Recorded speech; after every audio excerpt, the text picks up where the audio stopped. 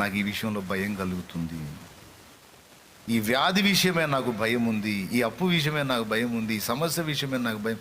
నా హృదయంలో నెమ్మది లేదు తండ్రి, నేను ఏడుస్తున్నాను తండ్రి, నాకు దుఃఖం కలుగుతుంది తండ్రి, నన్ను అవమానపరుస్తున్నారు తండ్రి, ఈ విషయంలో నేను తరమబడుతున్నాను తండ్రి. తండ్రి అని నువ్వు మాట్లాడొచ్చు, నాన్నతో మాట్లాడొచ్చు. నాన్న అని నువ్వు మీ నాన్న ఎట్లా పిలుచుకుంటూ అట్లా కూర్చొని మాట్లాడొచ్చు నువ్వు ఆయనతో.